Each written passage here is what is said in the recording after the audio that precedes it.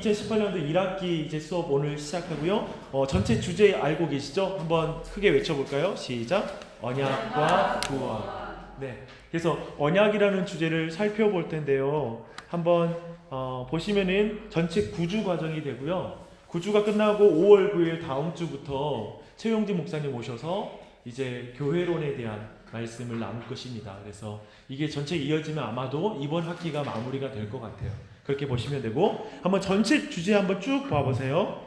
오늘은 언약이란 무엇인가 해서 언약의 의미와 그리고 종류에 대해서 한번 살펴볼 거고요.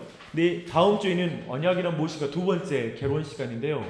언약과 하나님 나라라는 큰 주제인데, 이건 마치 이런 거예요. 이제 그 언약을 성경 전체를 통하여 그 큰 그림을 보는 시간을 가질 거예요. 그래서 굉장히 다음 주도 굉장히 좀 더 우리가 성경을 큰 안목에서 이해하는 그런 지점을 갖게 될 거고요.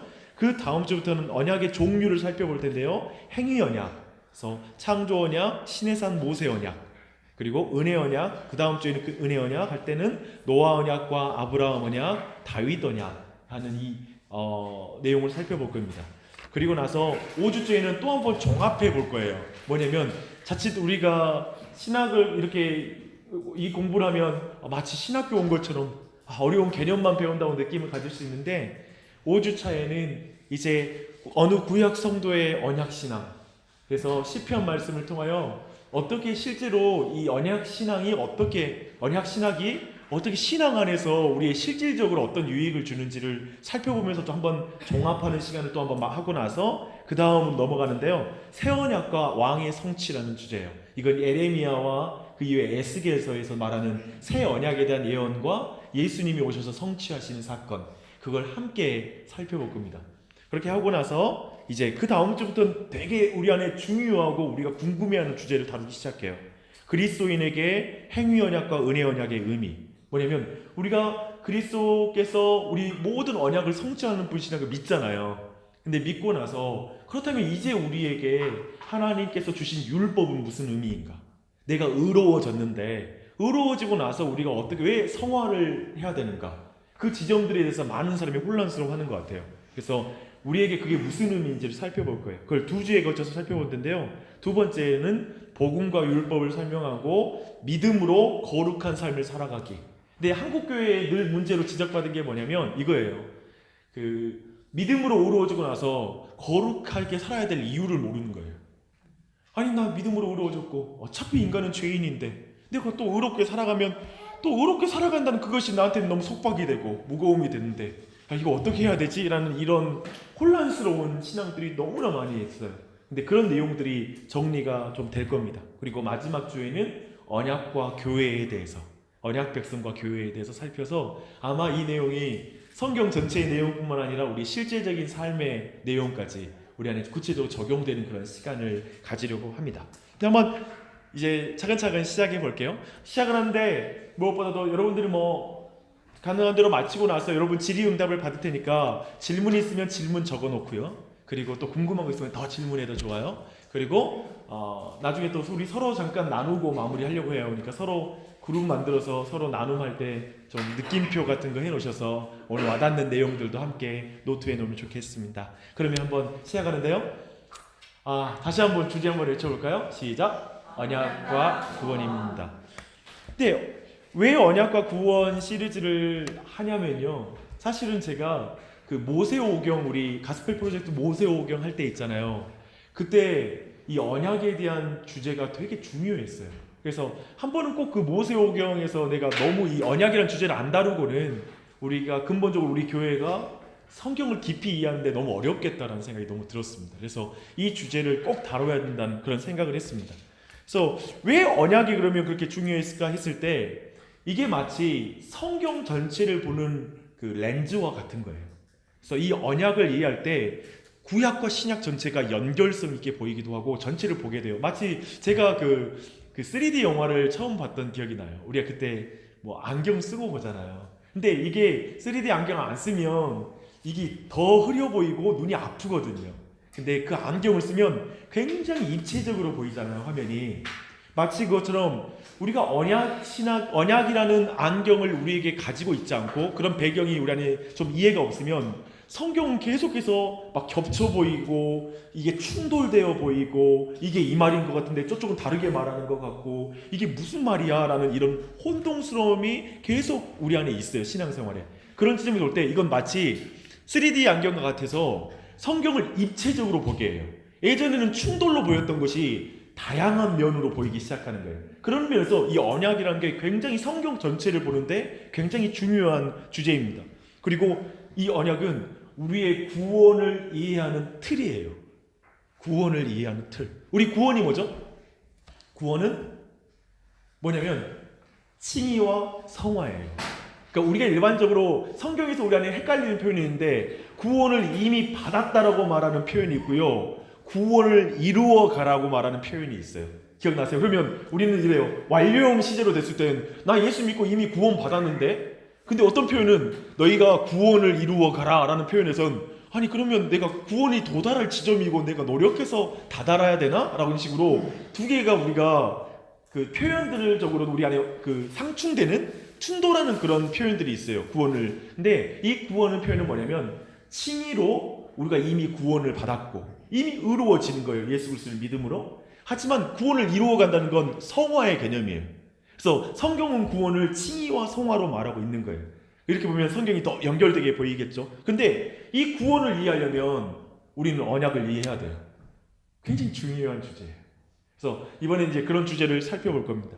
그럼 왜 제가 이제 오늘 우리 타이틀 주제가 이번 반 이름이 언약과 구원이잖아요. 그러면 왜 제가 언약과 구원이라고 이름을 지을까? 사실은 이건 우리 이번에 필독 도서의 제목이에요.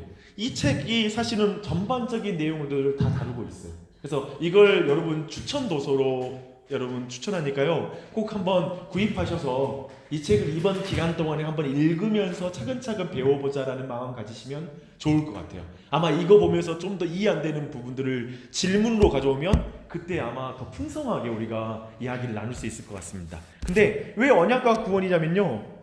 언약은 있잖아요. 구원을 위한 언약이에요. 이해되시죠? 언약은 구원을 위한 언약이기 때문에 언약과 구원이라는 그런 이름을 가지고 이번 전체 시간을 진행하겠습니다. 근데 좀 더 한번 살펴보게요. 왜 우리가 이 언약이라는 주제를 배워야 될까?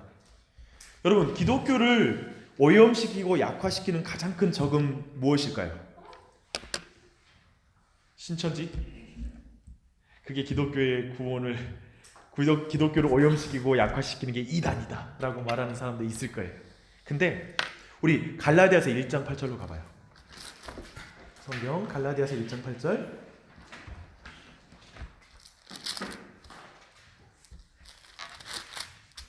갈라디아서 1장 8절입니다. 우리 6절부터 한번 읽어볼게요. 6절부터 8절까지 시작. 그리스도의 은혜로 너희를 부르신 이를 이같이 속히 떠나 다른 복음을 따르는 것을 내가 이상하게 여기노라. 다른 복음은 없나니 다만 어떤 사람들이 너희를 교란하여 그리스도의 복음을 변하게 하려 함이라. 그러나 우리는 혹은 하늘로부터 온 천사라도 우리가 너에게 전한 복음 외에 다른 복음을 전하면 저주를 받을지어다. 기독교 교회에서 가장 위험한 것 중에 하나는 뭐냐면 오늘 갈라디아 교회에서 구체적으로 지적하고 있는 그것은 뭐냐면 율법과 복음을 헷갈리는 거예요. 그걸 구별하지 못하는 것. 그게 굉장한 교회를 깨뜨리는 그리고 사단의 계략이고 그리고 오늘날 시대에도 되게 반복되고 있는 주제예요. 다시 한번 기억하십시오. 율법과 복음을 무시하거나 구별하는 걸 무시하거나 또 그것들 분별이 안 되는 것. 둘이 혼합되어 버리는 것. 이게 굉장히 위험한 지점이에요. 근데 그 지점 우리가 좀 더 보려면 우리 그 3장 한번 가봐요. 3장 1절로 3절. 구체적으로 뭐가 있을까? 보면 어리석도다 갈라디아 사람들아 예수 그리스도께서 십자가에 못 박히신 것이 너희 눈앞에 밝히 보이거늘 누가 너희를 꾀더냐? 내가 너희를 다만 이것을 알려 하노니 너희가 성령을 받은 것이 율법의 행위로냐 혹은 듣고 믿음으로냐? 너희가 이같이 어리석으냐? 성령으로 시작하였다가 이제는 육체로 마치겠느냐? 지금 갈라디아 교회는 어디로 간 것 같아요? 율법주의로 간 것 같아요. 즉 행위로 간 거예요. 처음에는 믿음으로 의로워지는 그 자리에 있다가 이제 자신들의 행위로 가고 율법을 통하여 구원에 이르는 것처럼 할례를 강조하고 이렇게 돼버린 거예요. 근데 이것을 사도 바울은 굉장하게 지금 그걸 고발하고 있고 경계하고 있고 이것과 철저하게 싸우는 거예요. 심지어는 사도 바울이 이런 표현 많이 안 쓰거든요. 너에게 저주가 있을지어다. 이런 표현을 사도 바울이 거의 그 표현에 안 쓰는데 여기서 표현을 쓰고 있어요. 다른 복음을 전하는 자에게 저주가 있을지어다. 이런 표현을 써요. 굉장히 강한 말이죠. 그러니까 굉장히 이게 민감한 주제입니다. 그래서 보면은 이 부분이 어떤 식으로 나타나냐면 두 가지 극단으로 나타나요. 오늘날 율법을 강조하면 율법주의예요. 그렇죠? 한 가지는 또 다른 극단이 있거든요. 율법 폐기론이 있어요. 그것은 방종으로 가는 것이죠. 그리고 아까 봤던 율법주의는 옆에 있는 것처럼 인과율, 공로주의, 도덕주의라고 말할 수가 있습니다. 착하게 살면 구원받는 것처럼 생각하고 우리의 공로로 하나님께 다다르는 것처럼 생각하는 이런 경향성, 사람의 행위를 강조하는 거예요. 근데 기독교를 기독교 되게 하는 것은 이 율법과 구별되는 복음을 말하는 거예요. 이게 기독교를 기독교 되게 하는 가장 중요한 지점이에요. 지난주에 우리가 그 사울을 통해서 우리가 살펴봤던 게 있잖아요. 사울은 반쪽짜리 순종을 대수롭지 않게 여기고 반면에 사무엘은 이 반쪽짜리 회개는 그 순종은 이제 불순종이다. 그래서 이 반쪽짜리 순종을 굉장히 민감하게 여긴다고 했잖아요. 그리고 우리가 그때 제가 지난 설교에서 다뤘던 것 이렇게 왜 이게 민감도가 다를까 했을 때 그리고 우리가 왜 사울의 마음에 공감할까 싶을 때 우리 모두가 사울과 비슷한데 사울이 가진 신관, 종교관 그리고 이런 모든 것이 우리와 비슷하기 때문이다 라고 했는데요. 그 사울이 가지고 있는 종교관이 사실은 어쩌면 이런 율법주의적인 거예요. 그저 인간의 행위로 뭔가를 해보려고 하는 거. 그런 지점과 다 있어요. 좀 하다가 좀 실수하는 거 좀 봐주지 이런 식의 개념이잖아요. 근데 그건 근본적으로 관점이 다른 거예요. 근데 그런 지점에서 볼 때는 뭐냐면 모든 종교는 사람들이 행위로 이르러서 하나님께 사랑을 얻어내는 개념의 종교관을 가지고 있고 구원관을 가지고 있고 신관을 가지고 있는 거예요. 근데 기독교만이 모든 종교와 다른 유일한 기독교만의 특징은 이빨이 금이빨이 되는 것도 아니고 뭐 방언하는 것도 아니에요. 그거 아세요? 제가 진짜 무슬림들 신비주의들도 방언을 해요. 저는 그런 영상을 봤어요. 그들도 방언을 해요. 신기한 언어를 말하는 거예요. 그리고 저 티베트 불교에 가서 본 건 뭐냐면 사람 인도에서는 땅속에 파묻혔다 며칠 만에 살아나서 일어나요. 사람이 그 안에서 어떻게 수양하는 방법이 있나 봐요. 대단해요. 그러니까 인도와 티벳에 가면 예수님이 3일 만에 부활했다면 우리도 그렇게 부활한 분 있어라는 표현을 쓸 정도로 그런 거예요. 신비한 체험이 기독교를 기독교 되게 하지 않아요. 오직 모든 종교와 다른 건 뭐냐면 모든 종교는 우리가 수양하고 자신 안에 뭔가를 발견하여 하나님을 만나가는 방식이라면 오직 기독교만이 하나님께서 인간이 되어 우리에게 구원으로 다가오셨다. 그분이 우리의 죄를 해결해 주셨다라고 말하는 게 오직 하나님의 공로로만 구원에 이를 수 있다는 게 철저히 성경의 강조이거든요. 그런 의미에서 굉장히 달라요. 율법과 복음을 이렇게 구별하잖아요. 그러니까 기독교와 이 근본적인 차이를 가지면 어떻게 되면 성령의 능력을 우리가 경험하게 돼요. 왜냐하면 율법과 복음을 구분 못하면 사람들이 자기의 힘으로 하나님께 다다를 것처럼 교회 봉사 열심히 하고 막 이렇게 살아요. 그런데 구원이 오직 나의 힘으로 되지 않고 하나님의 은혜로 된다고 믿으면 기도가 나오는 거예요. 그리고 성령님을 의지하게 되는 거예요. 그래서 철저하게 이걸 구별하는 건 매우 중요해요. 근데 신앙생활 찬찬히 봐요. 많은 사람이 자신이 스스로 의로워지는 것처럼 그리고 헌금 많이 하고 많은 봉사를 많이 하면 하나님께 더 사랑받는 것처럼 뭔가 해야 된다는 강박감과 그리고 죄책감과 나는 뭔가 부족하다는 그 느낌 안에서 신앙생활이 거기 안에 갇혀있는 경우를 굉장히 많이 봐요. 그런 지점에서 우리 모두는 이 지점 도리어 성령을 의지하고 기도하고 잘 봐요. 우리도 내가 얼마나 기도하는지 내가 얼마나 성령님을 의지하는지 자신을 한번 봐요. 사실은 우리는 실천적으로는 참 기도하지 않아요. 의지하지 않고 내 힘으로 살아서 더 어떻게 좋아질 것처럼 우리도 삶을 살아가고 있는 게 많을 거예요. 그런 지점에서 이것은 신학적으로 우리가 지적으로 동의하던 실천적이던 우리에게는 굉장히 민감한 주제이기도 해요. 이해되시죠? 그럴 뿐만 아니라 복음을 알면 알수록 우리는 근본적으로 하나님의 사랑에 감동되어 하나님과 이웃을 더 사랑하게 돼요. 봐봐요. 이웃을 사랑해야지 하나님께 사랑을 받는 것처럼 한 사람들은 뭔가 목적을 가지고 이웃을 사랑할 때 대개 우리의 사랑은 두려움과 염려와 뭔가 해야 되는데 안 된다는 느낌으로 주위의 사람을 사랑하게 돼 있어요. 하나님 사랑을 받아내려면. 근데 내가 하나님께 사랑을 받으면 전혀 그 사람에게 대가와 그 사람의 인정을 받는 것과 상관없이 순수하게 사랑하게 되는 거예요. 교회 생활의 대부분의 실망과 우리의 실패는 뭐냐면, 난 이렇게 봉사하고 사랑하는데 당신은 왜 이렇게 봉사 안 하고 사랑 안 합니까? 이거 원망하다 끝나는 거예요. 봉사 열심히 할수록 겁이 날 수 있어요.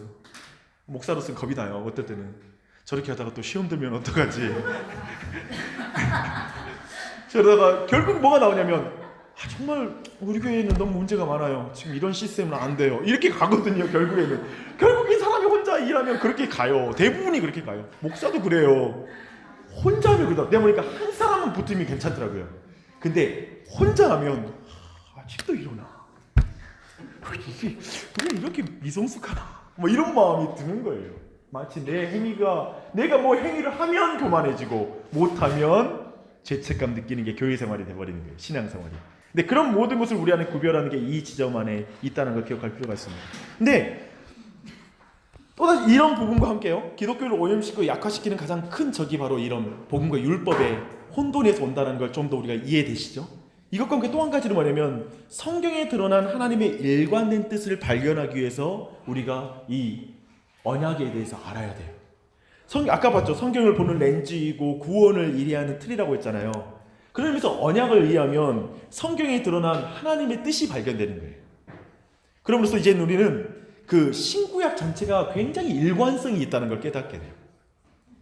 그래서 이 자체가 연결되는, 왜냐하면 구약과 신약이 완전히 다른 책이라고 생각하는 사람 많아요. 그래서 참 분명히 예수님을 믿는다고 고백하는데 자기는 구약을 별로 안 읽는, 저는 구약을 별로 안 읽고요, 신약이 좋아요 라고 그 성경책 중에 내가 좋아하는 favorite 책이 있어. 내가 선호하는 책들이 있고, 어떤 쪽은 나는 이거 와닿지 않고 나 이건 받아들일 수 없어요 라고 입장을 갖는 경우도 있어요. 저는 그렇게 성경을 읽을 때 나타나는 그 이유는 언약의 개념을 정확히 모르기 때문에 그런 거예요. 그래서 신구약 성경의 일관성을 우리가 배우게 될 거고요. 그리고 성경을 관통하는 주제를 딱 보면 복음의 깊이를 발견할 수 있게 될 것입니다. 그러니까 성경이 뭘 말하는지를 그 핵심을 보면 그 전체 관통에 흐르는 중요한 주제를 발견하는 것이죠. 저는 그 사도 바울이 그 막 회심하고 나서 아라비아에서 이제 2년의 몇 년의 시간을 보내잖아요. 근데 그 시간을 보낼 때 그때 뭐 했는지 사람들이 많이 궁금해요. 그때 사도 바울이 뭐 했을까? 근데 저는 사도 바울의 그 이후의 사역에 단서가 있다고 생각이 드는 거예요. 왜 그러냐면 사도 바울 이후의 사역에 사도 바울이 가장 가진 특징이 뭐냐면, 구약을 통해서 구약에서 그리스도 중심적 강일 설교가 사도 바울의 엄청난 장점이에요. 뭐냐면 예수 그리스도가 구약 내내 계시된 분이시다. 선지자와 율법이 말하는 그분이 바로 예수 그리스도라는 걸 그걸 너무나 잘 설명했거든요. 저는 그 기간 동안에 분명히 그가 구약 성경 속에서 계시된 예수 그리스도를 충분히 익혔고 그 안에서 이해했다고 믿습니다. 그런 시간을 가졌다고 생각해요. 그런 시간이 바로 언약적 관점 안에서 분명히 그 모든 걸 가졌다고 믿는 거예요. 그런 지점도 우리 한번 생각해 볼 필요가 있습니다. 그래서 언약을 복음의 문을 여는 열쇠라고도 불러요. 다시 한번 말씀드릴게요. 언약은 복음의 문을 여는 열쇠이다 라는 그런 표현을 하는 신학자가 있습니다. 굉장히 중요하죠. 근데 특별히 저는 이렇게 말하고 싶어요. 이 복음은 하나님 나라의 복음이에요. 오늘날 우리가 느끼는 피상적인 그냥 나 복음 믿으면 천국 가라는 수준이 아니라 하나님이 통치하는 나라 가운데 있는 복음. 사도 바울이 그 사도행전 시작 지점에서 예수님께서 40일 동안 하나님 나라의 일을 가르치셨다고 말하고요. 사도행전의 끝이 뭐라고 끝나냐면, 사도 바울이 누구에게든지 그에게 찾아온 자에게 거침없이 담대하게 하나님 나라를 전파하였다라고 표현하고 있어요. 그러니까 사도행전 내내 전하는 것은 하나님 나라의 복음이에요. 그 복음을 증거하고 있어요. 그런 점에서 우리가 이 언약을 통해서 이 복음을 이해하는 것, 굉장히 더 복음을 깊이 이해하는 것 중요한 주제이죠. 그런데 이 주제를 이해하는 게 쉽지 않아요. 언약 이게 너무 어려워서 여러분 혹시 언약 신학 아니면 언약 해가지고 교회에서 따로 공부한 적 있으신 분? 손 한번 들어볼까요? 거의 없으시죠? 왜냐하면 진짜 우리가 이런 주제를 다루기 힘들었어요. 그리고 일반적으로 교회에서 많이 다루지 못한 주제이기도 해요. 근데 그런 면에서 사실 이번 기간이 우리가 9주거든요. 이걸 끝나고 나면 우리 교회가 언제 또 이 주제를 다룰지는 몰라요. 그런 의미에서는 그냥 저는 배울 때 잘 배우자는 주의예요. 그리고 쓰는 것도 중요한데 그냥 들을 때 잘 듣자는 주의예요. 다시 안 보더라고. 그런 게 있어요. 잘 듣는 거예요. 그리고 거기서 질문할 게 있으면 질문하는 거예요. 그런 좋은 기회가 되었으면 좋겠습니다. 근데 이 주제를 이해하는데 우리 안에 정말 함께 노력하고 함께 힘쓰는 가운데 하나님 큰 은혜 주실 줄 믿습니다. 그리고 이제 넘어가면요. 두 번째 주제는 언약은 성경의 중심 주제가 아니라 그것을 이해하는 틀이다라는 지점 또한도 우리가 좀 이해할 필요가 있습니다. 성경의 중요한 주제들이 뭐죠? 성경에서 여러분이 볼 때 중요한 주제들. 예수 그리스도의 대속의 사역. 이게 굉장히 중요한 주제죠. 삼위일체 하나님, 그리고 하나님의 선택, 그리고 하나님께서 계속 붙잡아 주시는 것, 하나님과 세상의 관계, 또 인간을 만드신 목적, 그리고 인간의 죄성, 이런 것들도 굉장히 중요한 주제죠. 그렇죠? 우리 안에 또 믿음과 행함, 이런 것도 굉장히 우리가 좀 살펴봐야 될 거고요. 하나님의 공의와 사랑, 세례와 성찬, 이런 것들도 우리가 성경에서 발견할 수 있는 굉장히 많은 중요한 주제입니다. 근데 이 성경의 모든 중요한 주제들을 모두 꿰일 수 있는 줄이 있어요. 그게 언약이에요. 언약으로 이 모든 주제를 이해하는 틀이 되기 때문에 그래요. 성경에는 굳이 언약 신학 이렇게 말하는 단어가 존재하지 않아요. 근데 우리는 그 주제를 다룰 텐데, 왜냐하면 성경 곳곳에 나와 있기 때문에, 마치 삼위일체라는 단어가 성경에는 없어요. 하지만 성경의 전체 내용을 볼 때 삼위일체라고 우리가 고백하는 것처럼 언약도 그런 주제로 이해될 수 있는데, 이게 실타래로 이렇게 그 모든 구슬들을, 성경의 아름다운 모든 주제를 꿰는 줄이에요. 그래서 이번에 전체 내용에서 최대한대로 그 주제들을 꿰보려고 해요. 그래서 한번 그렇게 살펴보면서 우리 모두에게 막 신앙이 연결되는 거, 그런 내용이 연결되는구나 라는 걸 느낄 수 있는 시간이 됐으면 좋겠습니다. 오늘 위에서 말하는 주제들과 방금 말한 주제들과 복음에 대한 주제를 이해하는 데 있어서 한계는 뭐냐면, 이런 언약에 대한 무지와 그 개념들을 잘 우리 안에 파악하지 못하는 것과 깊이 관계가 돼요. 그런 의미에서 또 중요성을 보죠. 지금 계속 필요성에 대해서 듣는데 중요하다는 말만 남고 뭔 말을 들었는지 기억이 안 날 정도로 주제가 참 많이 있다는 걸 들었어요. 근데 한번 정리를 차근할 때 그만큼 중요하구나 라는 걸 우리 안에 가지고 넘어가 보십시다. 이제 언약이라는 그 내용을 한번 들어가 볼게요. 성경 전반에는 그 언약의 형식과 구조가 있어요. 근데 그 전에 한 가지 더 보죠.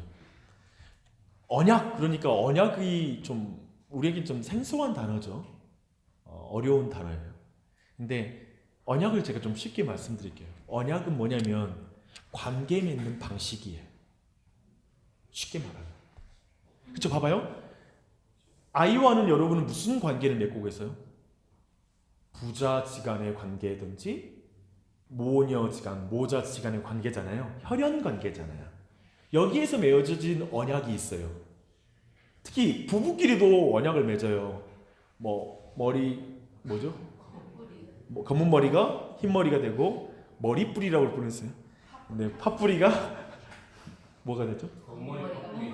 검은 머리가 팥뿌리가 되도록. 정말 그 표현 아주 대단한 것 같아요. 네네. 그러니까 결혼을 하면 언약을 맺잖아요. 근데 그 언약을 유지하는 조건이 있는 거예요. 그렇죠? 근데 예를 들면 아이와 관계와 남편과 관계 아니면 배우자 관계는 어느 쪽이 더 센 것 같아요? 이렇게 말하면 왠지 아이와 관계가 더 셀 것 같은 느낌이 들죠. 예를 들면 이런 거죠. 남편이 예를 들면, 아니면 이런 일이 있으면 안 되지만 외도를 하거나 굉장히 그런 일을 저질렀을 때 이 부부관계를 깨질 수 있잖아요. 근데 아이와의 관계는 또 다른 것 같아요. 애가 심지어는 굉장히 성적으로 문란한 삶을 살거나 굉장히 내게 마음 아픈 사람들도 이 관계를 깨는 것은 더 어려운 것 같아요. 그렇게 실제로 우리 안에 일어나지도 않는 것 같아요. 이해되시죠? 그러니까 그 관계 안에 맺는 언약의 정도가 달라요. 예를 들면 상업적인 관계에서는 너가 이만큼 돈을 주고 내가 그러면 이 물건을 줄게. 그 개수를 재서 계약서를 써요. 근데 그것이 어떻게 파기가 되죠? 돈을 안 주거나 그 물건을 그만큼 안 주면 계약이 파기가 되는 것이죠. 즉 뭐냐면 언약이란 건 이런 개념이에요. 우리는 모든 인간관계도 언약적 관계예요. 즉 뭔가의 약속이 있는 거예요. 그 약속이 조건부이든지 무조건적이든지 이 두 가지의 그 큰 관계의 언약이 있는 것 같아요. 우리 자녀들과의 관계는 아마도 대부분 무조건적인 게 있는 것 같아요. 물론 조건적인 부모도 있어요. 내가 지금 키워줄 테니까 나중에 너 나한테 똑바로 해라 뭐 이런 식으로 할 수 있어요. 근데 아마 우리는 그 정도는 다 다르다는 걸 알고 있을 거예요. 즉 언약을 어렵게 생각하지 말고요. 언약은 창조주와 피조물, 인간이 어떤 식으로 관계를 맺느냐.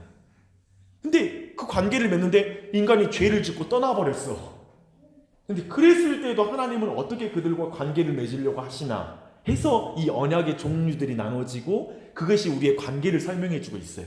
이렇게 이해하면 좀 더 언약이 어떤 개념인지 알겠죠? 네, 그런 개념으로 이해하고 들어가겠습니다. 근데 성경의 전반에는 이 언약이 나타나는데요. 성경적인 언약을 이해하기 위해서는 고대 근동의 국제법을 좀 이해할 필요가 있어요.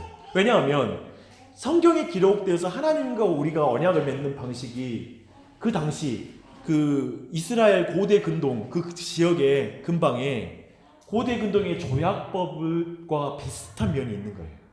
그래서 그 비슷한 지점을 그럼 뭐예요? 여기서 그걸 빌려왔을까요? 근데 이렇게 이해할 수 있어요. 근데 그게 아니라 그 당시 사람들에게 이해되는 방식으로 하나님이 계약을 맺으신 거예요. 그렇게 이해하는 게 더 좋은 성경의 해석이에요. 근데 하나님이 그 당시 사람들도 모두도 하나님과 어떤 관계를 맺은지 이해하도록 그 당시가 이루어지는 그 고대 언약법들을 형식을 빌려와서 성경이 기록하고 있다는 거죠. 그래서 그런 점에서 그 내용을 우리가 좀 더 이해하는 건 굉장히 중요해요. 근데 이 언약이 두 가지예요. 따라하겠습니다. 종주권 언약, 왕의 하사 언약. 이 두 가지 언약의 형태로 나누고 있어요. 근데 한번 그 하나하나 살펴보게요. 첫 번째는 종주권 언약이에요. 근데 이 종주라는 게 무슨 뜻일까요?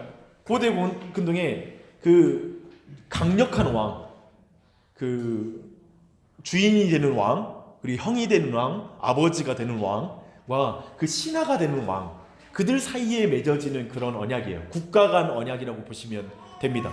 근데 이 종주권 조약은 어떠냐면, 예를 들면 그 고대 근동에 발견된 그 역사적 기록에서 발견된 그 계약서를 보니까요, 이래요. 역사적 서문이 나와요. 조약을 만든 사람이 누군지에 대해서 소개하는 거예요. 그래서 종주가 공신을 보호해준 어떤 역사적 사건을 소개해주고 있어요. 근데 출애굽기 20장 12절을 보니까 하나님이 이 모든 말씀으로 말씀하여 이르시되, 이게 1절 전문이에요.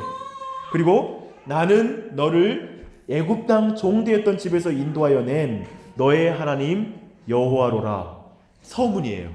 나오죠. 동일한 구조죠. 조약을 만든 사람이 누군지 나오고 있고요. 그리고 종주가 그 봉신을 보호해준 그 역사적 사건을 그대로 기록하고 있어요. 그 다음 볼게요. 그 다음에는 언약의 조항이 나와요. 그리고 출애굽기에도 십계명이 하라 하지 말라가 쭉 기록되어 있어요. 그리고 하나님께서는 이 좀 종주권 언약하고 달리 하나가 또 성경에는 좀 더 포함되는 게 있는데 뭐냐면 하나님이 십계명의 수많은 의무 조항을 거기다가 달려 붙여서 말씀해 주세요. 그리고 나서 그걸 다 낭독하고 나자 백성들이 이렇게 말해요. 여호와의 모든 말씀을 우리가 준행하리이다 라고 이렇게 약속을 해요. 그게 그 사이에 있어요. 네, 여기 있고 그 다음에 세 번째로 종주권 언약에는 상벌 규정이 있어요. 순종하면 상을 주고 범하면 뭘 주겠어요? 벌을 주는 것이죠. 근데 봉신에게만 해당하는 조약이에요. 잘 기억해 보세요. 이게 좀 다른 거예요. 약간 이 세상의 법, 이 세상의 종주권, 종주 조약에는 뭐가 있냐면 어긴 사람이 벌을 받는데 그 벌 받는 사람 누구냐면 약한 사람이 받는 거예요. 그렇게 지금 해놓는 거예요. 그래서 언약을 어기면 종주는 봉신에게 비참한 대가를 치르게 하는 거예요. 근데 그와 동일하게 이제 출애굽기에도 그 구조가 있어요. 24장 8절에 보니까 언약의 피를 뿌려요. 즉 언약을 어기면 피를 흘리게 될 것이라는 그 분명한 표시를 해주는 거예요. 그리고 신명기 28장에서 상벌규정이 또 나와요. 순종하면 복, 그 다음에 불순종하면 저주가 임한다 라는 그 동일한 구절을 가지고 있는 거예요. 그리고 이제 네 번째로 가봐요. 네 번째 전주권 언약의 요소는 뭐냐면, 언약이 맺어지면 언약의 당사자들이 각각 사본을 만들어서 자기 신전에 보관하고요. 그리고 마지막으로 그걸 정기적으로 꺼내서 읽도록 되어 있어요. 그게 종주권 언약의 조건이에요. 근데 십계명을 어디에 넣죠? 두 돌판을 이제 언약궤 안에 넣어놔요. 그리고 실질적으로는 이 율법책이 따로 기록되어 있잖아요. 그것을 정기적으로 이스라엘 백성에게 읽혀 들리는 것 또한도 동일하게 반복되는 내용이기도 해요. 그 구조를 동일하게 따라가고 있죠. 다섯 번째는 또 조인식이 있어요. 이 부분이 굉장히 우리가 좀 주목할 부분이에요. 어떻게 이 당시에 종주들이 그 마지막 조인식을 어떻게 하냐면, 이거 하고 나서 식사하거든요. 근데 이 식사하기 전에 뭐냐면 짐승을 반으로 딱 쪼개요. 그리고 그 사이로 언약의 당사자들이 딱 지나가게 되는 거예요. 봉신은 종주를 따라서 그 자리를 지나가요. 쉽게 말하면 언약을 깨면 언약 깬 사람이 이 짐승처럼 둘로 쪼개질 것이다 라는 그 아주 엄중하고 무서운 그 의미를 가지고 거기를 걸어가는 거예요. 피냄새가 나죠. 그 사이에 피가 흐르고 있죠. 거기를 걸어가는 거예요. 근데 있잖아요, 실질적으로는 실제 왕은 안 지나가고 종주는 안 지나가고 봉신만 그 자리를 지나갔다라는 부분이 있어요. 같이 가는 게 아니라 너 지나가 라고 이렇게 말하는 거지. 그리고 나서 언약이 식사를 해요. 근데 창세기 15장 보니까 이 동일한 일이 반복돼요. 이제 동물을 두 개로 쪼개잖아요. 양을 쪼개고 해서 아브라함과 하나님이 이제 언약의 마지막 언약식을 치르는, 이 계약식을, 조인식을 하는 그 타이밍이 와요. 근데 보면 그때 아브라함이 계속 졸아요. 잠을 자요. 그리고 막 나중에 새가 오니까 새를 쫓아내요. 그러다 잠들었어요. 근데 깨보니까 한 불이 그 사이로 지나가는 거예요. 근데 아브라함은 안 지나가요. 그 언약 안에 깊은 의미가 있는 거죠. 그래서 결국은 이스라엘 백성 끊임없이 언약을 어기고 아브라함도 그 언약을 어기잖아요. 하지만 생각해보면 마지막에 그 몸이 쪼개진 자는 아브라함이 아니에요. 예수 그리스도가 그 몸이 쪼개지는 거예요. 당신이 그 길을 지나가서 마지막에 그들을 구원하는 그 언약식. 이 모든 게 너무나 다른 거죠. 지금 종주권 언약을 따와가지고 하나님이 자기를 말한 게 아니라 그들이 이해될 수 있는 방식을 가져왔지만 완전히 그 내용과 그 정신은 완전히 다른 거죠. 하나님은 그 내용을 새롭게, 그리고 분명한 차이점을 더 드러내는 방식으로, 난 세상 왕과 달라, 세상의 저 강한 왕과 달라, 나는 온 세상을 창조한 왕이지만 내가 너희들이 언약을 깨뜨릴 때 내가 너희를 위해서 대신 형벌을 받을 거야 라는 그 자리를 분명하게 보여주는 그 은혜가 있는 거예요. 이게 이 전체의 내용입니다. 그래서 이런 지금 내용들을 잘 가져와서 우리에게 설명해줘요. 근데 두 번째 언약이 있어요. 왕의 하사예요.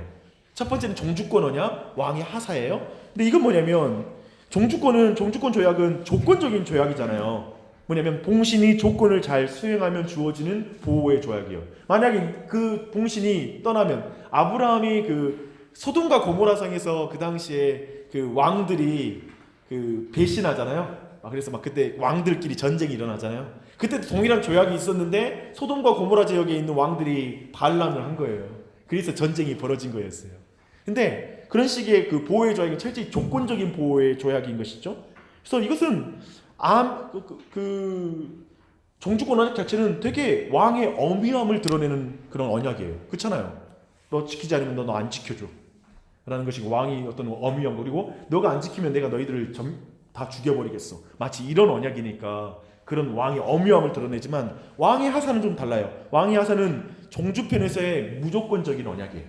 그래서 일방적이라는 표현을 써요. 내가 이렇게 해주리라 라고 왕의 어떤 면을 보여주죠?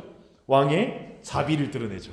그리고 왕의 어떤 넉넉함. 그래서 사실은 우리는 뭐 이런 데 익숙하잖아요. 대하 역사 드라마 볼 때 또 이런 모습을 보게 되죠. 근데 성경은 이 두 가지 형식을 골자로 하나님과 백성이 맺은 언약의 형태들을 소개하는 거예요. 즉 하나님이 어떻게 우리와 관계를 맺는지. 이 두 가지 언약은 결코 같은 게 아니에요. 분명하게 구별돼요. 그걸 봐야 돼요. 이것을 구별 못하면 하나님의 일관성 있는 뜻을 보지 못하는 거예요. 신구약을 다른 책으로 해석하게 되는 거예요. 복음과 율법을 구별하는 것에 실패하고 마는 것입니다. 그래서 이 고대문동의 이 두 가지 언약을 조약을 이해하면 이제 성경에서 두 가지 조약이 어떤 형태로 등장하는지 우리가 차근차근 이제 살펴볼 수 있는 준비가 된 거예요. 그리고 특별히 갈라디아서 말씀을 훨씬 수월하게 우리가 오늘 본문에서 이해할 수 있습니다. 이것이 오늘 공부를 하는 목적이기도 하고요. 사도 바울은 복음과 율법을 너무 잘 구별하는 사람으로서 구약 이야기를 굉장히 능수능란하게 사용하는 거예요. 구약에서 복음을 발견하는 거지. 구약에서 예수 그리스도를 발견하는 거죠. 근데 어떤 사람은 어떻게 이게 예수 그리스도를 가리킨단 말이죠?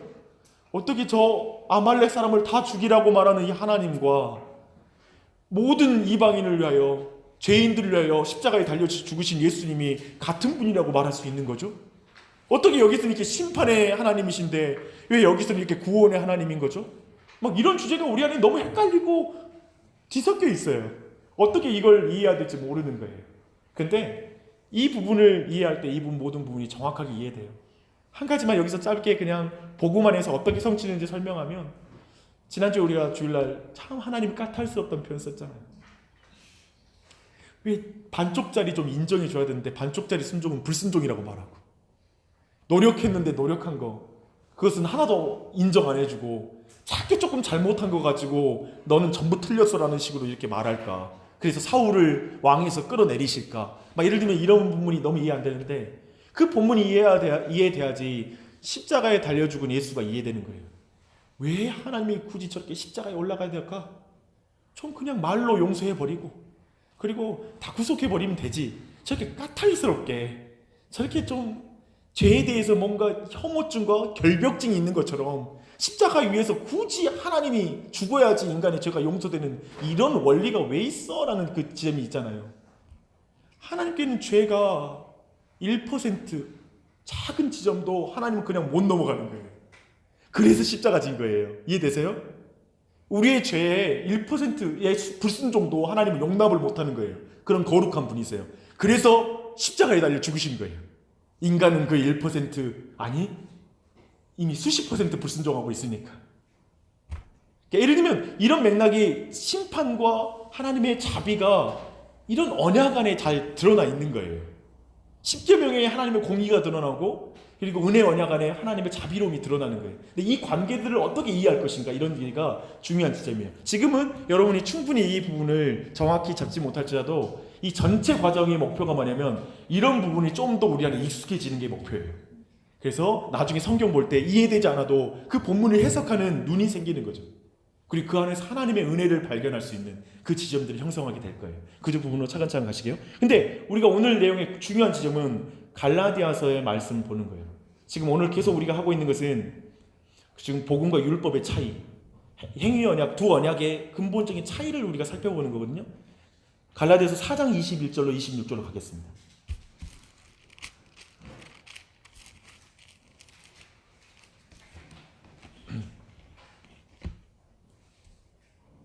갈라디아서 4장 21절로 26절 말씀 한번 봐볼게요. 함께 읽겠습니다. 시작. 내게 말하라. 율법 아래에 있고자 하는 자들아, 율법을 듣지 못하느냐. 기록된 바 아브라함에게 두 아들이 있으니 하나는 여종에게서 하나는 자유 있는 여자에게서 낳았다 하였으며, 여종에게서는 육체를 따라 낳고 자유 있는 여자에게서는 약속으로 말미암았느니라. 이니 이 여자들은 두 언약이라. 하나는 신의 산으로부터 종을 낳은 자니 곧 하갈이라. 이 하갈은 아바리아에 있는 생산에 서서 지금 있는 예루살렘에 있는 곳이니 그가 그 자녀들과 더불어 종노릇하고 오직 위에 있는 예루살렘은 자유자이니 곧 우리 어머니라. 사실 이게 좀 읽어서 확 이해되세요? 이해가 전혀 안 되는 구조예요. 뭐 좀 이상하게 말이 막 뒤섞여 있고 복잡한 느낌이에요. 옆에 제가 정리해놨어요. 노트로 한번 봐보세요. 지금 21절로 23절에서 이스마엘에 대해서 말하고 있어요. 근데 그 이스마엘은 여종에게서 낳은 아브라함의 아들이다라는 거예요. 근데 이스마엘은 누구죠? 하나님의 약속을 하나님께서 이루실 줄을 믿지 못하고 사라의 말을 듣고 아브라함이 자기의 육체의 행위를 따라 낳은 아들이 바로 이스마엘이잖아요. 그렇죠? 그렇게 말하고 있어요. 근데 이삭은 어떤 아들이에요? 이삭은 하나님의 때에 오직 하나님께서 그 약속을 이루심으로 말미암아 주어진 아들이잖아요. 그들에게는 육체의 소망이 없었지만. 그래서 이것은 자유하는 여자에게서 낳은 아들이라고 표현하고 있어요. 즉 자유라는 건 뭐냐면 약속으로 말미암아 낳은 아들, 믿음으로 말미암아 낳은 아들. 진리는 너희를 자유케 하리라 했을 때는 동일하게 포함되듯이 진리로 말미암아 낳은 아들이라고 말할 수 있는 게 바로 이삭이에요. 둘은 구분이 되죠. 종의 아들과 자유인의 아들.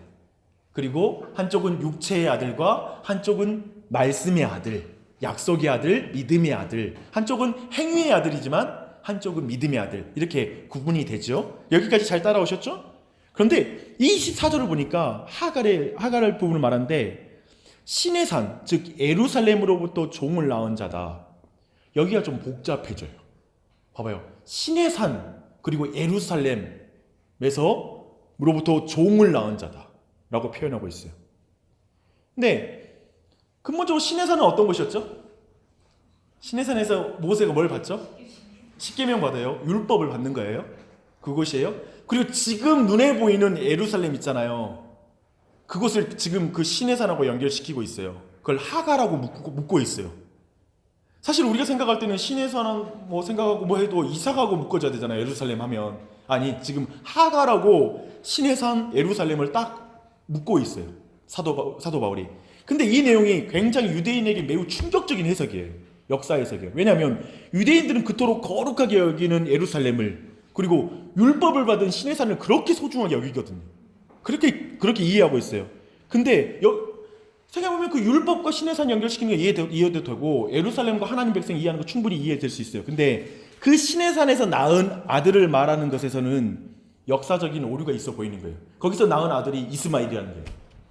거기서 낳은 아들이 종의 아들이라는 거예요. 신의 산에 낳았은 그 율법의 아들 그리고 그게 이스마엘하고 묶어버린 거예요.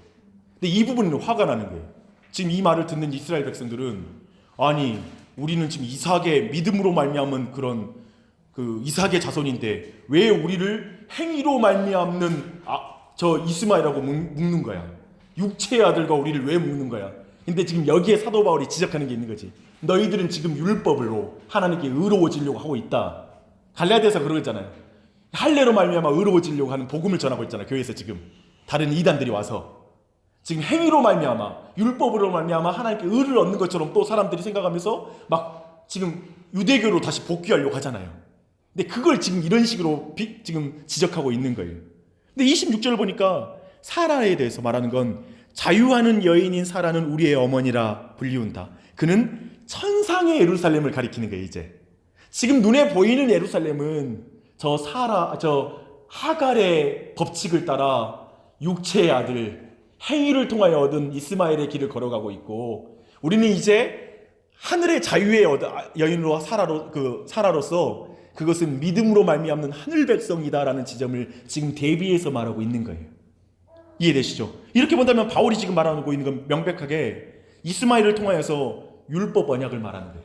율법주의를 말하고 있고 도덕주의를 말하고 있고 행위를 말하고 있는 거예요. 그리고 지금 이삭을 통해서는 뭐냐면 복음 언약을 말하는 거예요. 즉 믿음으로 말미암아 의로워진다, 자유롭게 된다는 이 말씀을 두 개를 딱 지금 여기서 대비시키고 있는 것입니다. 좀 더 이 부분이 좀 더 이해가 되죠. 근데 이 부분을 보고 3장 16절로 27절 가보시고요. 3장 16절. 지금 제가 말하고 싶은 거냐면 지금 사도 바울이 언약을 두 종류로 나누고 있다는 거예요. 그렇죠? 그 지점을 확인할 수 있죠. 율법 언약과 지금 복음 언약을 나누고 있는 거예요. 그런 지점이 왜냐하면 이게 성경에 어디 있는 말입니까를 말한다면 있다는 거예요. 이렇게 그런 지점을 보고 있고요. 3장 16절로 27절 다 함께 읽겠습니다. 그 자손에게 말씀하신 것인데 여럿을 가리켜 그 자손이라 하지 않고 오직 하나님을 가리켜 그 자손이라 하지 곧 그리스도라. 430년 후에 생긴 율법이 폐하지 못하고 그 약속을 헛되게 하지 못하리라. 만일 그 율법에서 난 것이면 약속으로 난 것이 아니니라. 그러나 하나님의 약속으로 말미암아 아브라함에게 주신 것이라. 그런즉 율법은 무엇이냐? 범법함으로 더하여진 것이라. 천사들을 통하여 한 중보자의 손으로 베푸신 것인데 약속하신 자손이 오시기까지 있을 것이라. 그 중보자는 한편만 위한 자가 아니요 하나님은 한 분이시라. 그러면 율법이 하나님의 약속들과 반대되는 것이냐? 그럴 수 없는 일이니라. 만일 능히 살게 하는 율법을 주셨더라면 의가 반드시 율법으로 말미암았으리라. 그러나 성경이 모든 것을 죄 아래 가두었으니 이는 예수 그리스도를 믿음으로 말미암는 약속을 믿는 자들에게 주여입니다. 여기까지만 볼게요. 그 뒤는 우리가 잘 아는 것처럼 율법은 우리의 초등교사다. 그리스도께 인도하는 초등교사다라는 말씀의 본문입니다. 근데 중요한 여기서도 지금 보십니까? 두 개의 법을 말하고 있어요. 두 개의 법을 여기서 동일하게 반복해요. 첫 번째는 뭐냐면 17절에 보면 아브라함의 언약을 말하고 있어요. 아브라함과 말미암은 약속 언약을 말하고 있어요. 그렇죠? 그 부분을 말하고 있고 또 한 가지는 율법을 말해요. 모세의 율법을 말해요. 왜냐면 그건 언제 생긴 거죠? 17절 보니까 430년 후에 모세를 통해 이스라엘 백성이 주어진 법이다. 그래서 아브라함 자손들에게 주어진 율법이다 라고 이렇게 지금 17절의 논지가 그렇게 진행이 되고 있죠. 그렇죠? 근데 이 안에서 볼 때 이 뒤에 있는 율법, 그러니까 신약에 있는 사람들은 누구죠? 사실은 아브라함의 언약 가운데 믿음으로 말미암아 의로워지는 그 아브라함의 자손이 되는 것이죠. 근데 뒤에 나오는 율법을 행함으로 말미암아 아브라함의 자손이 되는 게 아니에요. 그러니까 그런 의미에서 믿음으로 의로워진다라는 지점에서 지금 사도 바울은 행위로 의로워진다라는 걸 주장하고 율법으로 의로워진다고 주장하는 지금 그 거짓 선생들과 대비시키는 거예요. 어떻게 나중에 나온 저 율법으로 저 이미 430년 전에 의로워진 아브라함의 의로움을 설명할 수 있겠냐. 그건 이미 하나님이 약속을 주신 거 아니냐. 그 약속을 어떻게 율법이 폐하냐. 그래서 지금 이 지점에서는 사도 바울이 은혜 언약과 이 율법 언약 그리고 약속 언약과 행위 언약 이 관계를 설명해 주는 거예요. 그리고 그렇기 때문에 23절에서는 율법 언약의 기능은 이 행위 언약의 기능은 이렇게 예수 그리스도께 인도해 주는 초등 선생이다. 그 몽학 선생이다라고 표현하며 인도자에 지난다고 이 두 가지의 법의 특징과 한계, 기능을 설명해 주는 게 이 말씀이에요. 지금 여러분이 이 내용을 듣고 나서 그런 게 있나 보다. 지금 목사님 되게 어렵네. 성경이 어렵구나. 라고 이런 건 지금 우리가 이해할 게 아닌 것 같은데 생각할지 모르지만 괜찮아요. 이제 이 내용들 지금 조금 어려울지 모르지만 이제 차근차근 전체 내용을 보면 이제 나중에 보면 눈에 들어오는 거예요. 그렇게 차근차근 할 것입니다. 근데 여기서 한 가지 볼 게 있어요. 그 15절 봐봐요. 형제들아 내가 사람의 예대로 말하노니 사람의 언약이라도 정한 후에는 아무도 폐하거나 더하거나 하지 못하니라. 근데 여기서 언약은 사람들이 정하고 나서는 아무도 폐할 수 없다고 하는데 이 언약이 어떤 개념이냐면 사실 헬라어로는 디아테케라고 말하는데 유언이에요. 유언. 그래서 유언으로도 우리가 이해할 수 있어요. 근데 로마법에는 이랬다고 해요. 로마법 쪽은 유언을 생전에 수정할 수가 있었대요. 근데 헬라법, 즉 그리스 배경 쪽은 수정이 불가능했대. 그래서 이 말을 하는 거예요. 인간의 유언도 한번 정하고 나면 뒤에 고칠 수가 없다. 그런데 하나님의 이 언약을 너희들이 고칠 수 있겠느냐, 이 약속을 변개할 수 있겠느냐라고 이렇게 말하는 것이기도 합니다.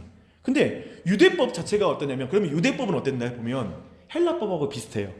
그래서 마테나트 발이라는 그런 행정 절차 거치고 나면 그 유언을 수정할 수가 없대요. 변경할 수가 없대요. 그래서 그 둘째 아들이 아버지에게 이제 예수님의 비유 가운데 그 탕자의 비유 가운데 아버지에게 유산을 요구하잖아요. 근데 그 내용을 그냥 그 문화적 배경으로 해석하면 이 마테나트 바라는 걸 이미 해버린 거예요. 그래서 이제 유언대로 해줘야 돼. 요구하면 그걸 다 줘야 돼. 그 상황인 거예요. 그래서 주는 거예요. 우리 같으면 그러잖아요. 이 쌍놈 새끼. 됐어. 너 같은 쌍놈한테 내가 안 줘. 라고 이렇게 변개하고, 야, 당장 변호사 불러와. 내가 수정해가서 해버릴 텐데, 그렇지 않은 거예요. 그 상황들을 그렇게 이해할 수가 있습니다. 수정이나 변경이 불가능한 거예요. 인간의 유언도 그럴진데, 하나님께서 아브라함에게 친히 약속하신 것이 430년 후에 생긴 율법으로 변경이 될 수 있겠느냐라는 게 이 본문의 중요한 내용입니다. 그렇다면 종합해서 또 한번 요약해 보게요. 제가 좀 표를 만드는 거 이게 참 뭐 많이 만들어놨죠, 대비시켜서. 근데 왜 그랬냐면 저한테는 이 개념이 죄송하지만 막 신학생들도 이해 못하고 넘어가는 부분이에요. 그러니까 어려운 부분이에요. 어려운 부분. 그리고 이게 나하고 좀 무슨 상관이지? 뭐 이게 얼마나 성경을 보는데 도움된다는 말이지? 또 이게 내 신앙에 무슨 유익이 있을까라는 부분에 대해서 계속 그냥 난해하고 어려운 주제, 학문적으로만 느껴지는 주제이기도 해요. 근데 사실은 제가 다시 한 번 말씀드리지만 너무 중요한 주제예요. 그런데 그건 우리가 차근차근 9주 동안에 풀릴 거라고 생각하고, 근데 그런 면에서 저는 좀 가능하면 대비시켜보고 해서 최대한대로 요약을 해봤어요. 한번 보실게요. 우리 이제 쭉 내용, 방금 내용 전체를 요약하면 율법 언약과 약속 언약으로 두 가지로 나눠집니다. 그렇죠? 근데 율법은 모세를 통해 왔어요.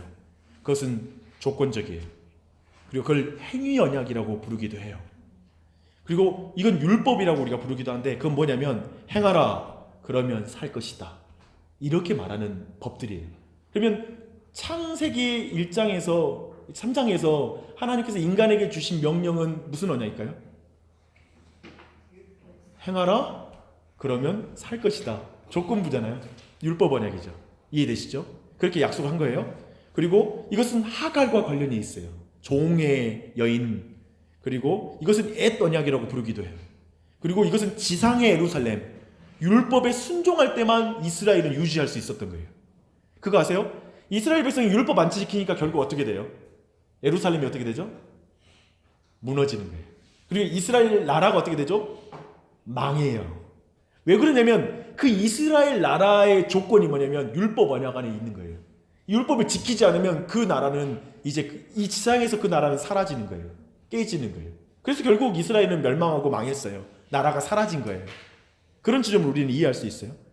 그래서 이것 또한 시내산의 언약이고 이것은 종주 조약과 비슷하다. 이제까지 내용 전체를 한 편으로 전체를 요약했어요. 이해 잘 되시죠? 그렇다면 약속 언약은 뭔가를 한번 봐봐요. 이건 아브라함과 관련이 있어요. 그리고 이것은 무조건적인 언약이에요. 내가 너의 자손을 하늘의 별과 같이 많게 해줄 거야. 그리고 내게 이 땅을 줄 거야 라고 하나님이 내가 할 거야 라고 약속해줘요. 이게 은혜 언약이라고 불러요.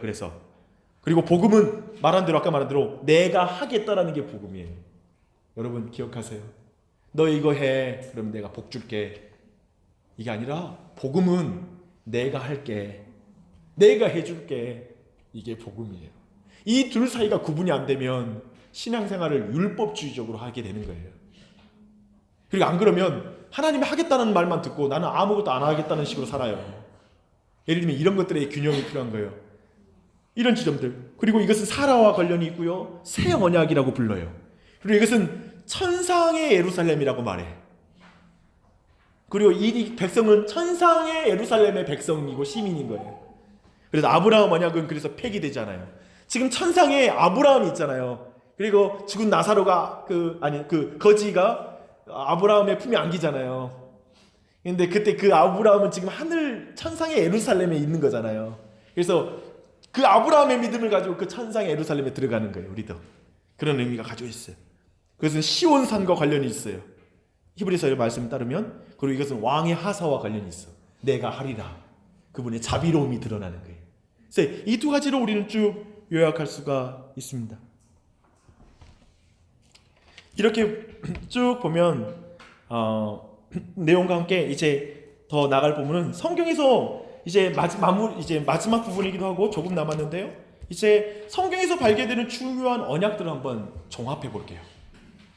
네, 이제 뭐냐면 이것이 우리가 앞으로 다룰 언약의 내용이에요. 그래서 3과 4과에서 이 내용을 좀 자세하게 살펴볼게요. 근데 한번 이제까지 배웠던 내용을 성경에서 실제로 이제 그 개념들을 우리가 이해했으니까 그 개념에 따르게 봤을 때는 진짜 성경의 구약이 어떻게 되어 있는지를 간단하게 한번 정리해 보는 거예요. 봐봐요. 아담에게 하나님께 뭐라고 말씀하시죠? 너는 뭘 먹지 말라? 동상 중앙에 있는 나무의 열매를 먹지 말라라고 해요. 먹으면 어떻게 되죠? 너가 정령 죽을 것이다. 너 반드시 죽는다 라고 말하는 거예요. 이것이 인간이 하나님과 최초로 맺으신 행위 언약이에요. 봐봐요. 아까 언약이 뭐라고 그랬죠? 언약을 통하여 관계가 형성된다고 했죠.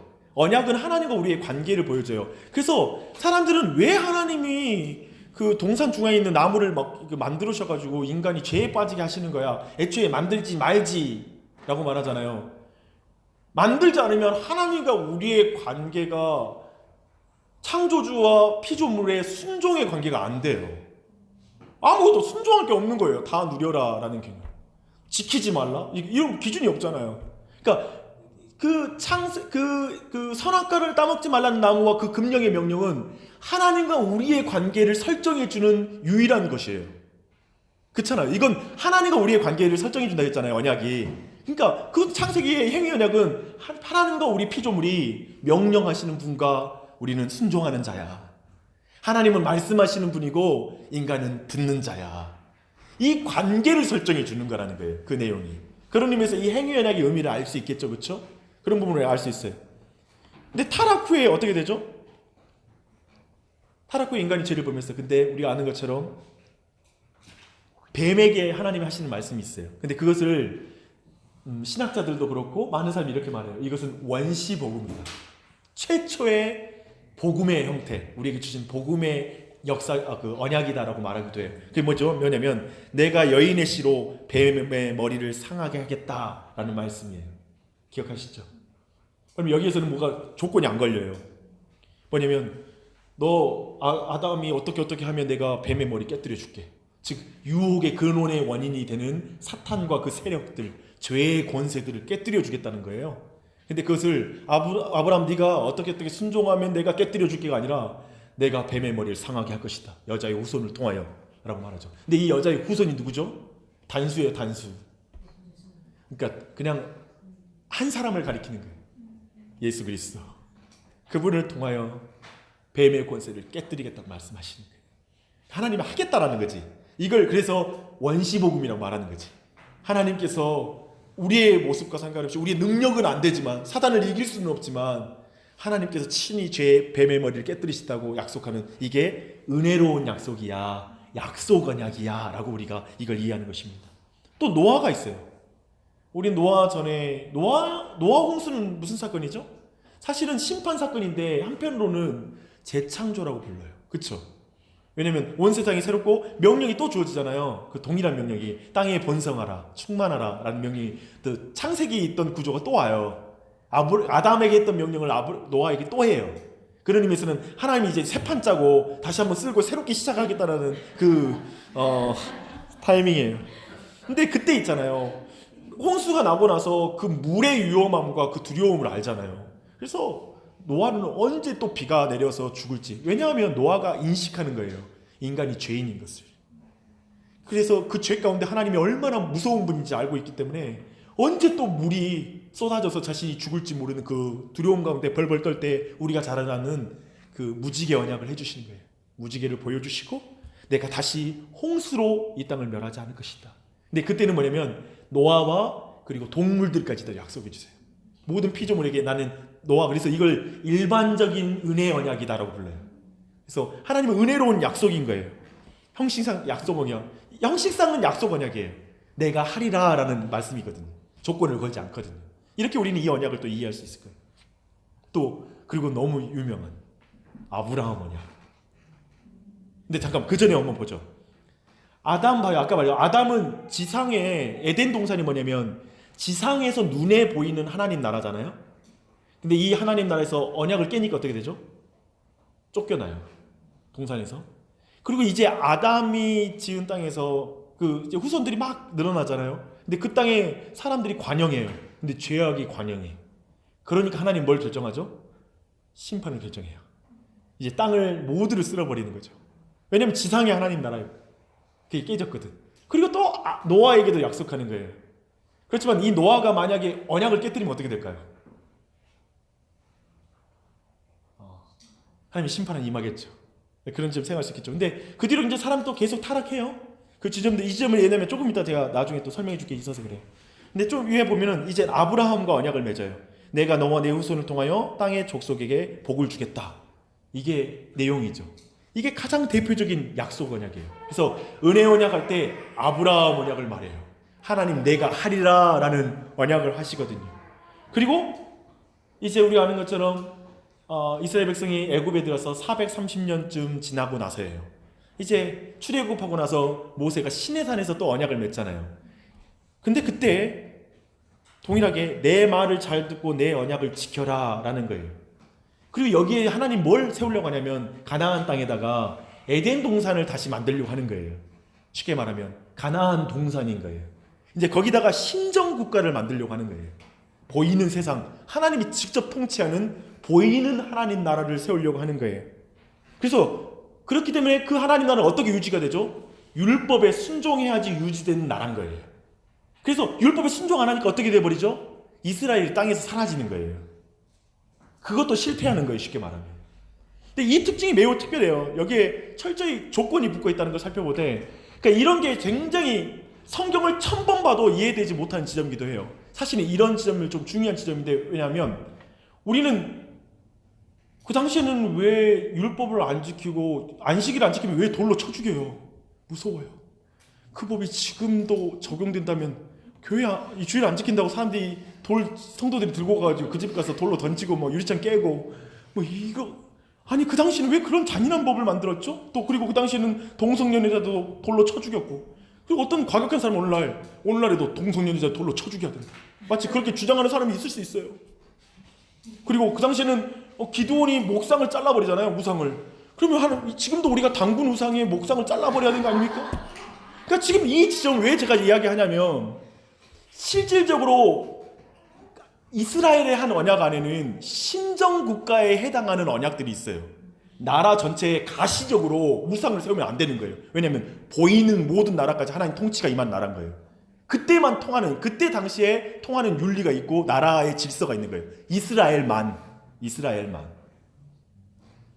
그런데 지금은 완전히 바뀌는 뭐냐면, 지금은 신정국가 시스템이 이스라엘에는 없는 거예요. 오직 교회만이 그 법을. 그래서 교회 안에다가는 우상을 세우면 안 되는 거예요. 하지만 교회 밖에 당군 신상이 있다고 해서 우리가 그걸 들고 칼로 베면 안 되는 거지. 왜냐하면 이제 주님이 오시는 날까지는, 주님이 오신 날에는 이 우상이 다 깨질 거예요. 근데 그 날까지는 우리가 이 세상 안에서, 황금 우상과 이 세상 안에서 예수 그리스도를 왕으로 모시고, 거기에서 우리가 예수 그리스도와 같이 겸손하게 성육신하여 십자가와 고난의 모습으로만 복음을 전하게 돼 있는 거예요. 이렇게 이해하는 게 중요한 게 뭐냐면, 이런 지점이 저는 도저히 이해를 못한다는 거예요. 우리가 그 구약에 있는 많은 법을 볼 때 이거 이대로 지금 오늘날 적용되면 어떻게 되지? 이런 헷갈림이 되게 많아요. 근데 저는 이 부분을 교회를 다니면서 설명을 들어본 적이 없어요. 최소한. 그러니까 좀 여러분 이해하기 어렵더라도 이런 식으로도 교회에서 들은 교회는 없었어요. 뭐 그런 법이 어떤 차이가 있는지 설명해 주는 거. 즉 제가 지금 강조하는 거냐면, 이스라엘에게 주어진 이 시내산 언약은 가시적인 신정 국가를 만드는 데 들어간 율법이 포함되는 거예요. 그래서 선짓국 먹으면 안 돼요. 뭐 이런 거에 대한 법들 너무나 많은 게 있는 거예요. 우리가 이해할 수 없는 정결법과 뭐 국가에 대한 시스템에 대한 법들이 좀 있는 거예요. 그리고 엄격하게 적용되는 거예요. 우리는 그 엄격성을 보면서 이건 구약은 우리 하나님과 다른 부분이야 라는 식으로 오해하면 안 된다는 거예요. 완전히 다른 시스템이라는 거예요. 조건이라는 거예요. 마치 우리가 달나라에 가면 전혀 다른 방식으로 이동하듯이, 여기서 달에서 끼는 식으로 이동하려고 그러면 사람들이 미쳤다고 하잖아요. 그냥 걸어가면 되는 것을 막 이런 식으로 막 뛰려고 하면 되게 이상해 보이잖아요. 그것처럼 이 이스라엘에 적용되는 이 신정국가는 정말 이 모세의 율법 이 안에 것들은 우리가 이해하는 게 좀 연속성과 불연속성이라고 부르는 게 있어요. 오늘날 우리가 이어서 따라갈 것과 따라가지 않을 지점이 있다는 거예요. 이해되시죠? 제가 좀 길게 설명했네요. 왜냐하면 좀 이런 부분이 저한테는 좀 성경을 이해하는데 너무 유익했어요. 네. 그렇기 때문에 네. 은혜 언약이 아니라 율법 행위 언약이지 않습니까? 오탄 것 같아요. 죄송해요. 맞습니다, 목사님. 너무 죄송합니다. 당연한 건데. 네네. 너무. 예, 맞아요. 이거예요. 그리고 나서는 이제 왕정 시대로 들어가잖아요. 왕정 시대로 들어가면 너무나 유명한 언약이 나와요. 다윗 언약이에요. 내가 내 왕위를 영원히 견고하게 하겠다. 근데 실질적으로 다윗의 왕위가 영원히 공고합니까? 아니요. 그 뒤로 견고하지 않고 결국 그 나라가 멸망하잖아요. 근데 그 다윗의 왕위를 이어받는 자로 마태복음은 시작부터 다윗의 자손 예수 그리스도의 세계라 라고 말함으로, 예수 그리스도가 그 마지막에 오는 그 왕이심을, 참된 왕이심을 그대로 드러내고 있어요. 나타내고 있어요. 그렇죠? 그래서 다윗 언약으로 와서는 드디어 왕이라는 개념이 구체화되는 거예요. 참된 왕, 즉 메시아가 왕이거든요. 기름 부음 받은 왕. 그를 가리키는 예언이 이제 시작되는 거예요. 정확하게 구체적으로. 그리고 이 언약은 아까 아담 언약에서 은혜 언약에서 여자의 씨로 말미암아 내 여자의 후손으로 말미암아 뱀의 머리가 깨어진다라는 그것과 관련이 있는 거예요. 그대로.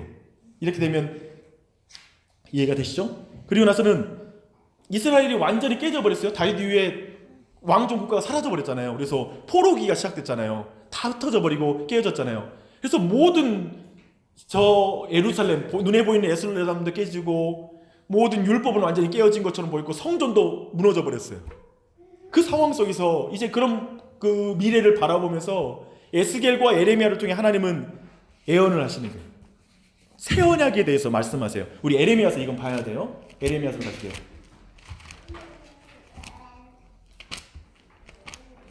에레미야 31장 31절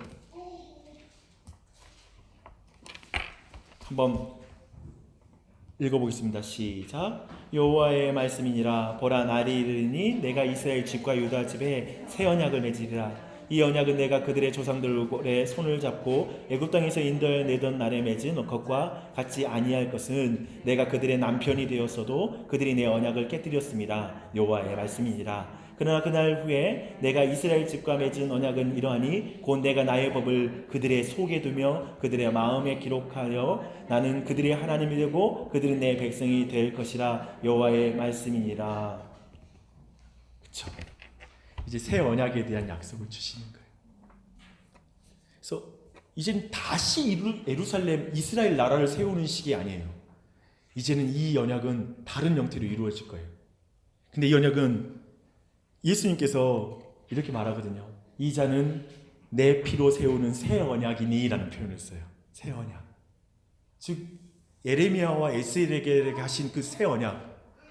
이제 이 새 언약 때는 사람들의 마음에 그분의 법을 세우는 것. 이제 돌에다가 새기는 게 아니라 사람의 마음에다가 법을 세우는 법이에요. 그 세우는 법은 뭐냐면 예수 그리스도의 피와 그분의 살. 즉 예수 그리스도의 한 분뿐인 독생자 예수 그리스도께서 역사적으로 인간의 죄를 위해서 대속의 죽음을 죽은 그 사건과 그분을 믿음으로 말미암아 그의 피와 살을 먹은 자들 안에 이제 하나님께서 성령을 부어주심으로 그 마음 안에 하나님의 법을 세워주는 그 언약, 새로운 시대가 열린 거예요. 그 언약을 오직 예수 그리스도의 피가 아니면 성령이 죄인 안에 들어올 수가 없거든요. 이건 다른 형태의 그리스도인의 삶이거든요. 그 놀라운 사람 예수님이 새 언약을 열어주시는 그 약속을 이 안에 주신 거예요. 이것은 철저히 그래서 새 언약은 뭐죠? 예수님이 행하시고 이루신 약속이에요. 그래서 은혜로운 약속이에요. 새 언약은 그 언약을 우리에게 주시는 것입니다. 이 내용으로 지금 구약 안에 있는 하나님 맺으신 언약의 큰 줄기를 봤어요. 한 가지는 분명히 말하고 싶어요. 하나님은 우리 사랑하시잖아요. 그쵸? 그때 어떤 사랑을 하시죠? 성경은 계속 말하는 게 헤세드예요. 헤세드. 그건 뭐라고 하냐면 언약적 사랑이에요. 임의적인 사랑이 아니에요. 창세 전부터 하나님은 우리를 구원하시기에 약속을 맺으셨어요. 그리고 인간이 죄를 범한 이후에도 하나님은 우리를 구원하고자 하는 그 약속을 주셨어요.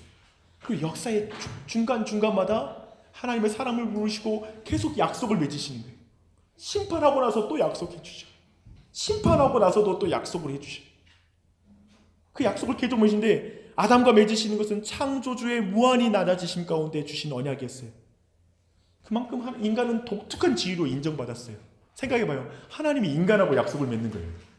대등한 관계도 아니잖아요. 정말 터무니없죠. 종주의 관계도 아니잖아요. 이 땅에도 잘하면 봉신이 반란을 일으켜서 종주를 죽이기도 해요. 아무리 약해도 한끗 있어요. 저 쥐와 고양이가 싸워도 쥐가 고양이를 쫓아내기도 하잖아요. 그런 관계도 아니에요. 우리는 더구나 우리가 죄를 범했어. 그래서 우리는 죄를 범해서 마땅히 버림받아도 할 말이 없는 거예요. 이건 굉장히 중요해요. 여러분 기억하세요. 하나님 우리와 언약을 맺지 않아도 우리는 할 말이 없는 사람이에요. 우리는 하나님께서 구원 안 해주셔도 하나님이 공의롭다 공의롭지 않다는 걸 말할 자격이 없어요. 왜냐하면 내가 선택해서 내가 간 길이거든요. 그런 자예요. 근데 그런 우리에게 하나님은 약속을 맺어주세요. 너무나 겸손하세요. 언약을 맺으시는 의무가 없지만 그 언약을 맺으시기를 기뻐하셨어요. 그래서 예수님이 십자가를 지실 때 있잖아요. 그건 고통의 길이잖아요. 그리고 그 십자가에 올라가서 마지막에 다 이루었다고 말할 때 그 다 이루었다는 이 헤세드를 이루었다는 거예요. 내가 약속했던 모든 약속을 내가 다 이루었다. 내 사랑을 너에게 십자가에서 죄인을 향한 하나님의 사랑을 완전히 드러냈다라는 말이기도 하죠. 그 언약적 사랑을 통해 헤세드를 완전히 드러낸 사건이에요. 근데 그 순간에 뭐라고 말하냐면 그가 하나님께 드릴 열매를 보시면서 기뻐하셨다라고 이사야서는 말하고 있어요. 하나님은 그 언약을 맺으시는 것도 기뻐하시지만 십자가 고난당하셔서 고통을 당하시면서도 마지막에 있을 그 언약의 성취를 보면서 기뻐하시는 거예요. 죄인들에게 성령이 임하실 것을 보면서 자신을 배신하고 죄책감을 느끼는 그 제자들이 이제 그 안에 성령님이 거하셔서 새로운 능력으로 회복될 걸 보면서 예수님의 마음이 기쁜 거예요. 하나님 언약을 그렇게 이루셨어요. 그리고 하나님이 주신 최초의 언약에서 아담이 실패하자마자 은혜 언약 주세요. 실패하자마자 가족을 옷 입혀주신다니까요. 성경은 온통 하나님의 헤세드의 이야기로 가득한 거예요. 우리의 삶도 하나님의 헤세드 안에 있다는 그 사실을 꼭 기억하세요. 기뻐하십시오. 우리가 이런 사랑 앞에 있어요. 이런 언약의 그 은혜 앞에 있어요. 그렇기 때문에 기뻐할 수 있는 거예요. 우리의 성공과 실패와 상관없이 하나님께서 우리를 헤세드로 우리를 이끌어 가실 것이고요. 천성문까지 인도하실 거예요. 그 언약이 깨지지 않아요. 이미 다 이루어졌거든요. 우리는 그걸 믿는 거예요. 그래서 우리의 삶에 환란이 닥칠 수 있어요. 실패하고 넘어질 수도 있어요. 환경이 나빠질 수 있어요. 그런데 이 언약은 안 깨질 거예요. 끝까지 갈 거예요. 그래서 신자는 낙심하지 않고 또 일어설 수 있어요. 이 헤세드의 하나님을 믿기 때문에, 이 사랑을 믿기 때문에 그래요. 이 헤세드의 사랑에서 끊을 것이 없어요. 그러나 율법 언약에 실패할 것을 하나님이 이미 우리에게 아시기에 약속 언약으로 우리에게 주시고 은혜 언약을 우리에게 주시고 친히 맹세하셔서 그 언약을 신실하게 이루신 선하신 하나님, 그걸 기억해야 됩니다. 그 은혜로운 사실을 알기에 시편의 기자는 이렇게 고백해요. 여호와로 자기 하나님을 삼은 나라 곧 하나님의 기업으로 빼신 바 된 백성은 복이 있도다. 여러분 복 받으셨습니다. 하나님이 여러분의 기업이십니까? 하나님이 여러분의 소망이십니까? 그럼 복 받은 거예요. 그게 은혜예요. 그래서 지금 우리 신자들에게도 하라 하지 말라라는 행위 율법이 여전히 있어요. 그리고 우리 앞에도 은혜로운 언약이 있어요. 기억하세요. 우리는 하나님의 말씀 매일마다 시험을 치러야 돼요. 오늘이라는 시간과 우리 가정이라는 공간 속에서 우리는 하나님의 법을 지켜야 돼요. 근데 늘 우리는 지난 주일 말씀처럼 10점짜리 시험지, 20점짜리 시험지 붙잡을 거예요. 그거 들고 서 있을 거예요. 기억하세요. 그러나 우리 안에 은혜 언약이 있는 거예요. 그래서 그 은혜 언약 때문에 내가 은혜를 받고 그 사랑을 받으면 성경이 주장하는 복음적 원리는 뭐냐면 이 복음을 내가 받아들이면 이 시험을 덜 잘 치르게 된다는 거예요. 근데 율법주의는 뭐냐면 이 시험지를 잘 치르면 하나님께 구원받는다고 말하는 거예요. 이게 아니라는 거예요. 너는 은혜 언약을 기억할 때에만 행위 언약을 온전히 지키는 사람이 될 수 있다라고 성경은 강조하고 있는 거예요. 그래서 이 지점이 이해될 때에만 우리는 전체적인 신앙적인 그러니까 내가 행해야 될 것과 그러나 행해야 되는 것이 내 안에 율법이 되어서 나를 옥죄는 것이 아니라 내가 은혜 언약 안에서 은혜 가운데 행함을 가질 수 있는 복음 중심적 삶을 살 수 있는 거예요. 그래서 교회는 이것을 실천하는 곳이에요. 근데 이 부분이 정확히 정리 안 되면 대부분의 많은 교회와 신앙생활은 율법주의적으로 기복주의적으로 가든지 내 안에 어떤 그런 공로주의적으로 가든지 이런 신앙의 패턴이 여전히 너무나 반복되고 있다는 거예요. 그런 지점에서 이번 공부 전체를 통해서 이 전체를 좀 정리하고 나아가면 좋겠습니다. 감사합니다. 네. 그러면 그 질의응답 시간 갖도록 하겠습니다. 하나님 아버지, 우리는 우리가 약속을 깨뜨리면 반대편에서 약속을 계속 지켜주는 왕을 만난 적이 없습니다. 그런 배우자도, 그런 자녀들도, 그런 어떤 관계도 이 땅에서 우리가 본 적이 없습니다. 하나님 아버지, 그러나 우리 주 예수 그리스도는 다 깨뜨리고 죽었던 우리를 위하여 친히 이 땅에 육신의 몸을 입으시고 오셔서 마지막 십자가 위에서 그 모든 약속을 다 이루셨다고 말씀하시고 우리 가운데 그 대속의 은혜를 주시니 감사합니다. 그 예수 그리스도 그 약속을 창세전부터 하여서 끝까지 이루신 그 신실한 하나님의 은혜가 지금 이 자리에 있는 사랑하는 지체들의 가슴에 밀려오게 하여 주시옵소서. 자녀들에게 밀려오게 하여 주시고 우리의 삶에 밀려오게 하여 주시옵소서. 우리 교회 가운데 밀려오게 하여 주시옵소서. 주님, 그 은혜로 말미암아 하나님의 법을 지키는 삶이 무엇인지 지금은 잘 이해할 수 없고 정확하게 그분이 잡히지 않습니다. 하지만 주님, 우리에게 그 능력이 필요함을 고백합니다. 성령의 능력을 부어주시옵소서. 이를 위하여 우리의 마음에 성령을 부어주시고 새 언약을 이루시는 예수 그리스도를 찬양합니다. 즉 성령님과 동행하게 하여 주시고 성령님으로 충만하게 하여 주시고 그리고 예수 그리스도의 은혜로 충만하게 하여 주시옵소서. 그런 가운데 이 교회가 온전히 주님 앞에 서기를 간절한 마음으로 기도합니다. 9주 동안 이 공부를 하게 하시니 감사합니다. 이 일을 섬기는 제 자신에게도 은혜를 베푸셔서 할 말을 넣어주셔서 바르게 가르치고 성경 전체를 바르게 설명하게 해주시고 우리 이 이야기를 모두 듣는 지체들 또한 성경 전체를 보는 눈이 새롭게 떠지게 하여 주시고 그리고 말씀이 더 사랑스럽게 들리게 해주시고 말씀을 보면 더 이해되게 되어서 그 말씀에 순종한 능력도 받게 하여 주시옵소서. 성령님으로 충만한 이 모든 기간이 될 수 있도록 은혜 베풀어 주시옵소서.